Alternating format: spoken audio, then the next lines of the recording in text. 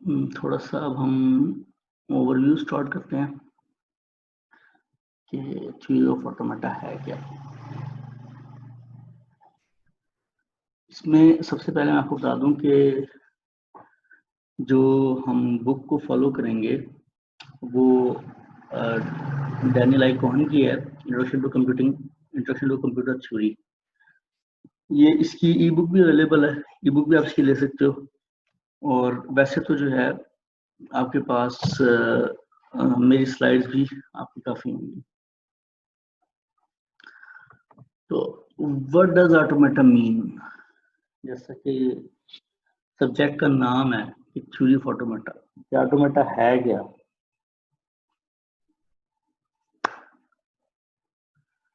जैसा कि नाम से जाहिर हो रहा है कि that works, things that works automatically.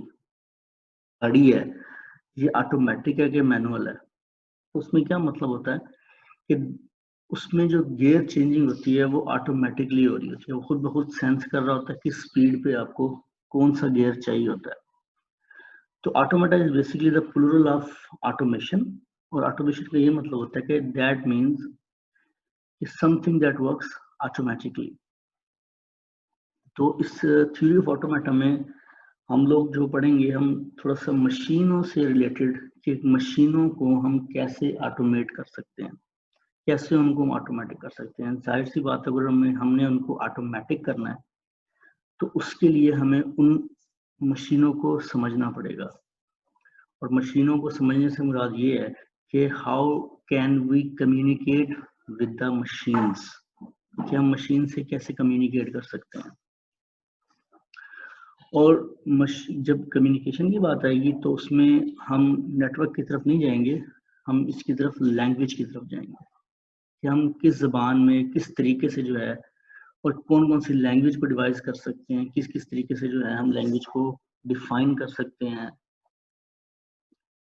तो हम इसमें इस तरह की चीज़ और डिफरेंट मशीनों को देखेंगे, जिसमें मूरे मशीन होगी, सिंपल मिले मशीन होगी, डीएफए होगा आपका। ओके, एक छोटी सी आपकी असाइनमेंट है, हुगो मूवी आप लोगों ने देखनी है। ये इसका आप इसको यूट्यूब पे भी देख सकते हो और आप इसको जो है तो इस मूवी के अंदर आपको एक रोबोट दिखाया गया, उसमें जो है आपको बड़े अच्छे तरीके से ऑटोमेशन का समझ आ जाएगा। तो योर फर्स्ट असाइनमेंट इज कि आप लोगों ने हुगो मूवी को देखना होगा। तो अगर इसको थोड़ा सा हम कोर्स को डिफाइन करें तो है क्या, study of abstract computing devices. ये कंप्यूटिंग डिवाइसेस भी हो सकती हैं, उनको स्टडी करना। ये फिजिकल प्रोसेसेस भी हो सकते हैं और थ्योरेटिकल और मैथमेटिकल मॉडल्स भी हो सकते हैं। मैथमेटिकल मॉडल्स क्या होते हैं? मैथमेटिकल मॉडल्स ये होते हैं आपके, मिसाल के तौर पे हमने लिखते हैं x square plus y square plus z square is equal to t. कोई भी जो मैथमेटिकल इक्वेशन होती है उसको हम मैथमेटिकल मॉडल कहते हैं या उसको हम थ्योरेटिकल मशीन कहते हैं।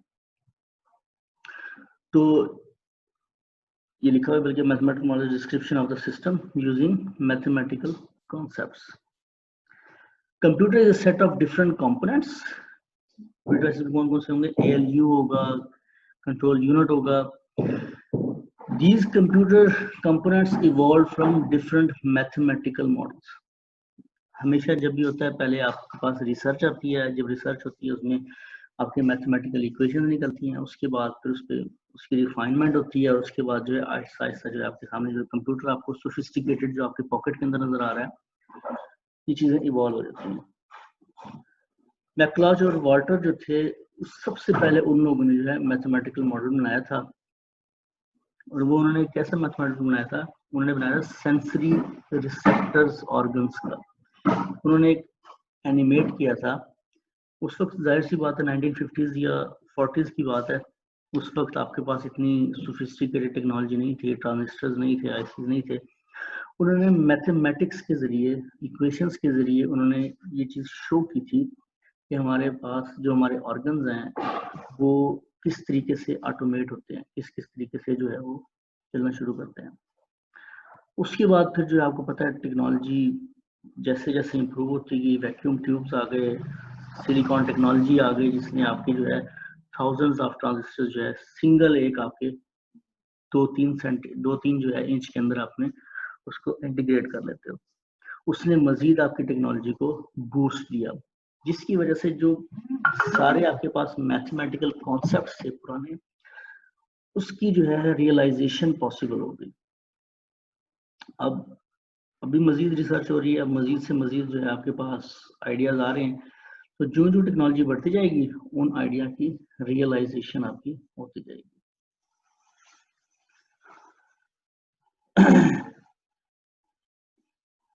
वॉन न्यूमन का नाम हम बहुत ज्यादा देखते हैं।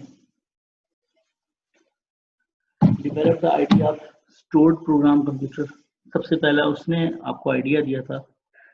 पहले कंप्यूटेशन होती थी आपकी, उसमें आपने ऐड करना है 2 नंबरों को, रन टाइम पे ऐड कर दिया। तो वॉन न्यूमन ने आपको एक मेमोरी का कॉन्सेप्ट दिया था कि आपने एक मेमोरी रखनी है जिसके अंदर आप जो है अपने वेरिएबल्स को स्टोर कर सकते हो।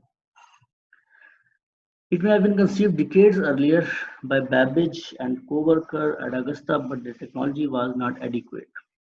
ये कॉन्सेप्ट ऑलरेडी जो है आपके चार्ल्स बेबेज और एडा ने दिया था, लेकिन आपको वही मसला कि आपके पास टेक्नोलॉजी नहीं थी जिसको हम रियलाइजेशन ना कर चुके।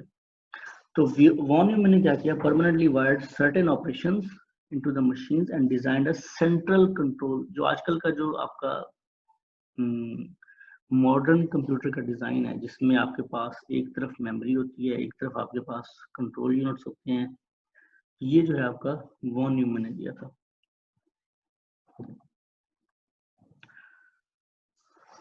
ओके,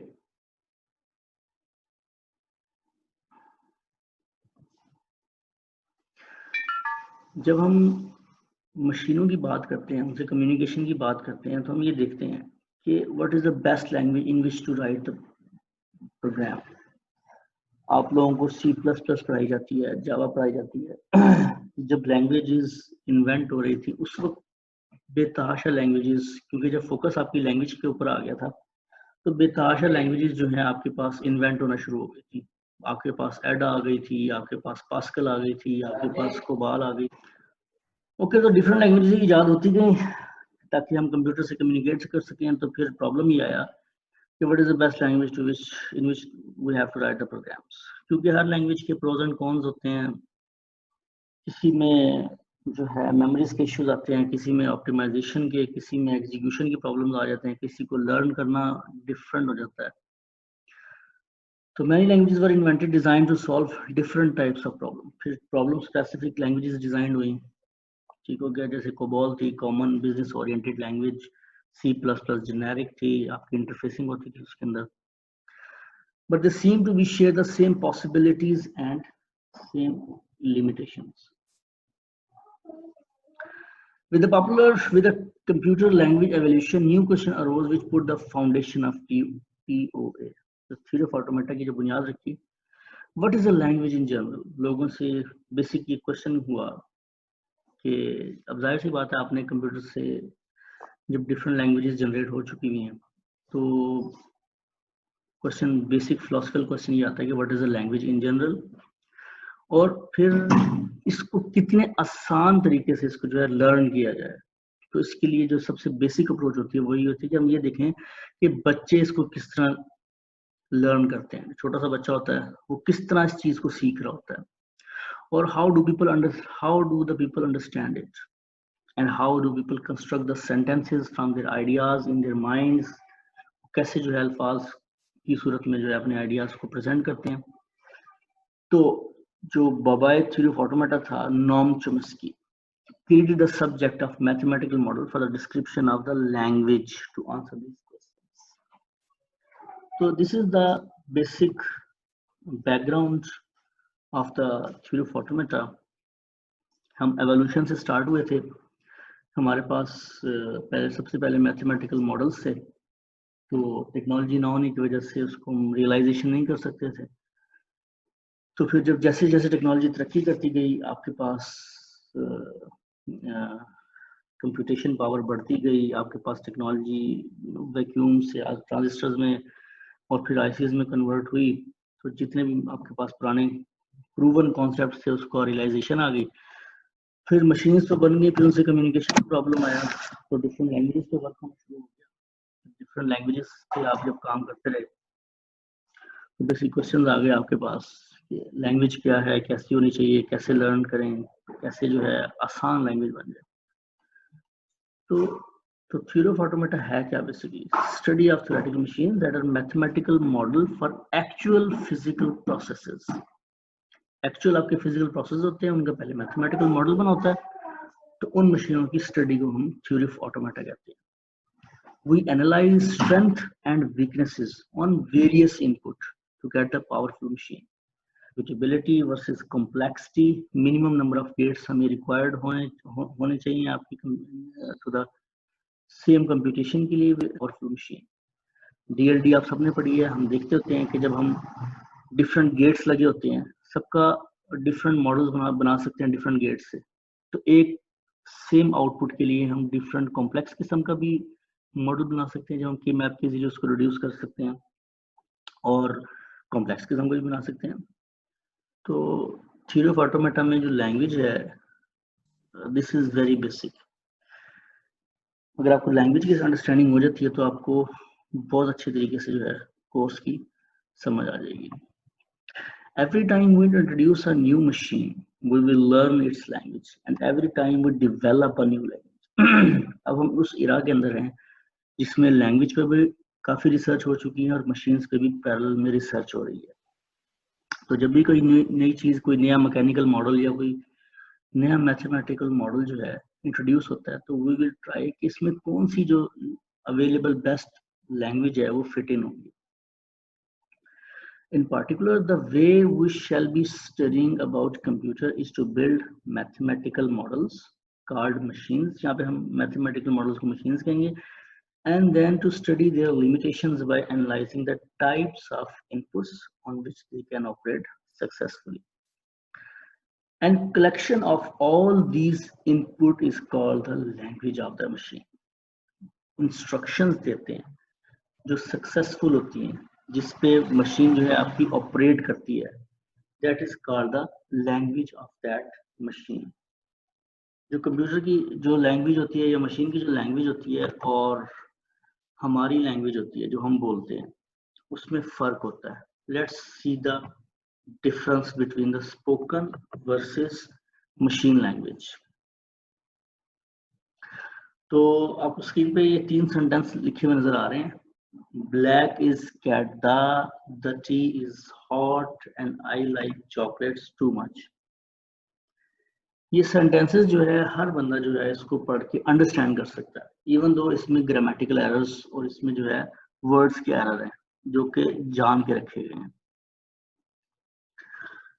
जो पहला सेंटेंस है ब्लैक इज कैडा, इससे हमें अंदाजा हो जाता है कि जो बंदा ये कन्वे करना चाह रहा है वो ये कहना चाह रहा है कि जो आपकी बिल्ली है वो ब्लैक है। The tea is hot, quite obvious। और जो थर्ड है I like chocolates too much, यहाँ पे TWO लिखा हुआ है, हालांकि इसको TWO होना चाहिए, लेकिन फिर भी जो है जो हम ह्यूमंस होते हैं इस फिक्रे को जो है इसके कॉन्टेक्स्ट की वजह से अंडरस्टैंड कर लेते हैं कि ये बंदा जो है क्या करना चाह रहा है। लेकिन this is the difference between machine language and spoken language. अगर ये 3 सेंटेंसेस अगर हम मशीन लैंग्वेज में लिखें तो मशीन इसको एरर को जनरेट करेगी। It will not read as it is or it will not assume the correct words. Spoken language के अंदर हम रूल्स होते हैं लेकिन उनको फॉलो नहीं करते, लेकिन मशीन लैंग्वेज के अंदर हमारे पास रूल्स होते हैं। वो जो रूल्स होते हैं वो बताते हैं कि आपके पास कौन सा सेंटेंस जो है वो ट्रू है और कौन सा फॉल्स है। उन रूल्स को हम थ्योरी ऑफ ऑटोमेटा के अंदर CFG कहते हैं, कॉन्टेक्स्ट फ्री ग्रामर। हमें बताती है कि कौन सा वैलिड प्रोग्राम स्टेटमेंट है, कौन सा वैलिड प्रोग्राम स्टेटमेंट नहीं है। Unlike English, machine language is strict to the rules. ये आप लोगों को भी पता है, जब आप लोग प्रोग्रामिंग कर रहे होते हो, कंपाइल करते हो, सेमीकोलन मिस हो जाता है तो आपको एकदम एरर आ जाता है। वो खुद से अज्यूम नहीं करता कि इसके आगे सेमीकोलन लगा होगा। इफ एल्स का जब स्टेटमेंट लगाते हो, एल्स लगाना भूल जाते हो, प्रोग्राम बिल्कुल चेंज हो जाता है। फॉर लूप के इवन के अंदर अगर आप एक ब्रैकेट लगा दी, दूसरी ब्रैकेट छोड़ दी, तो आपके पास एरर आना शुरू हो जाती है। तो इस चीज को आप लोगों ने ध्यान रखना है।